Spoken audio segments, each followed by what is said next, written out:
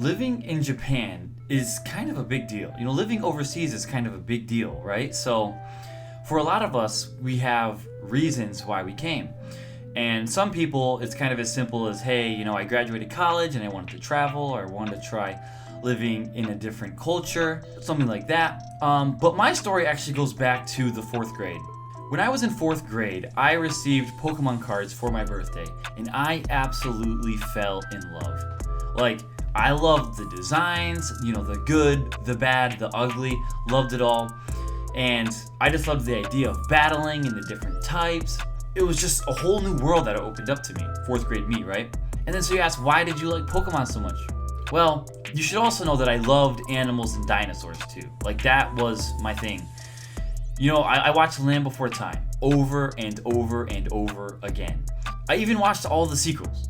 A lot of people don't know that there are sequels to The Land Before Time, the timeless classic. And, don't feel like you're missing out on anything if you haven't seen them, because they're all pretty bad. But I watched all of them, okay? And I think the last one I watched was 13. So if you do the math of when that movie came out to how old I was at the time, I was too damn old to be watching them movies. Anyways, so I got these Pokemon cards and I fell in love with it. And then so for my 6th grade birthday, I asked for a Game Boy and a Pokemon game. That's all I asked for. So I'm a twin, right? And so me and my brother, get this, we both asked for the same things, okay? So we both get Game Boy Advance SPs for our birthday. I got Pokemon Ruby and Pokemon Silver. He got Pokemon Blue. And we thought that was fair. The reason why we thought that was fair was because he loved Squirtle.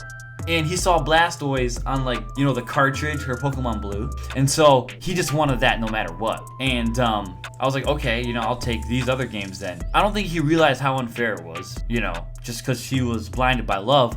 I kind of realized it, but I wasn't going to say anything because we were both happy. And so there we were, addicted to these games, and I became a die-hard Pokemon fan ever since. To this day, I've played every single main series game and a lot of the side games that have come out. We even went to the point of making our own board game about it, but that's another video.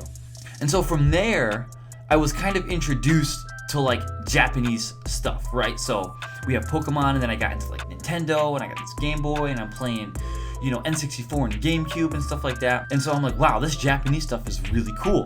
And then that summer, I had a babysitter who was friends with my older brother. Okay, this dude Robbie and my older brother Kyle defined cool for me. Gee whiz, this is the coolest. Okay, whatever they said was cool, I thought was cool. So when Robbie said he liked Naruto and it came on Toonami and we watched it together, I immediately liked it. And from there, I became a genuine fan myself. Not only Naruto, but I was watching a bunch of other shonen anime as well. Bleach, Death Note, Gundam, whatever was on TV, because we didn't really have Netflix back then. It was either, Animonday, Saturday night on Adult Swim, Toonami, or 3-part clips on YouTube with 360p. Okay, that's what I'm talking about. That's what we were raised on. These kids don't know the struggle these days. And so I loved anime. And through my love for anime, I decided to take the Japanese classes that were offered at my high school. There's only 2 years offered, and it was perfect because I only needed 2 years of a foreign language. And after taking Spanish my 5th and 6th grade year of elementary, I knew I didn't want to continue it because I already, I'm a quarter black, so I already have this complexion where people think I'm Hispanic. And I didn't want to confuse them further by speaking Spanish. That would just make it even harder to explain to people. So I'm like, let me learn Japanese. One, I love anime and Pokemon and stuff like that. But it would also be pretty cool for people to think they're meeting a Mexican, but they're really meeting a black guy who studied Japanese, right? So, it sounded really cool in my head. And I'm like, you know what? At this rate, who even needs a girlfriend? I got my Game Boy, or at this point, my DS. And, I'm studying Japanese. I'm super cool. And so I start taking Japanese classes. And the first semester was cake. Learning hiragana, it was even fun, I'd say. My teacher was cool. My classmates were cool. I aced it. Next semester, we learned katakana and start learning actual basic grammar. And I got a D. I barely passed. And then from there, The second year, I got a D into D again because I was just such a quitter. You see, my philosophy regarding school at the time was simple. Do as little as I can and pass. So I got a lot of C's and D's. To do better than a D in Japanese just meant too much effort for me.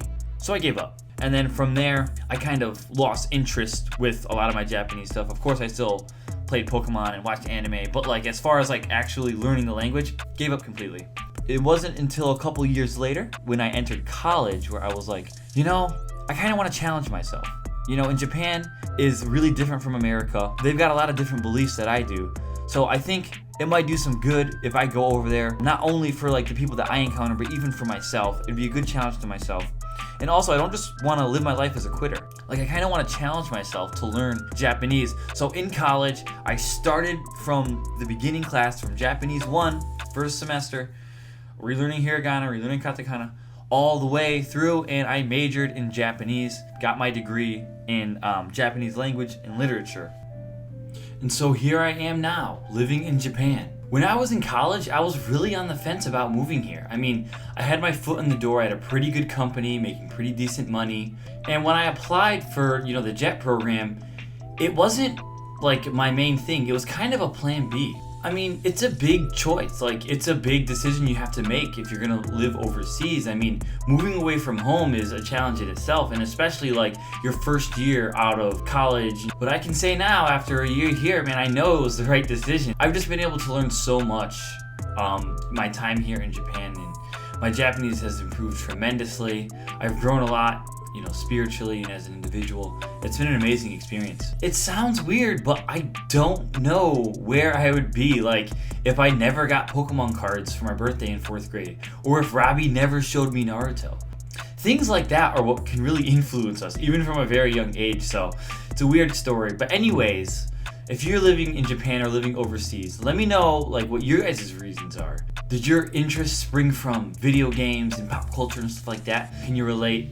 Anyways, make sure you hit that subscribe button. God bless.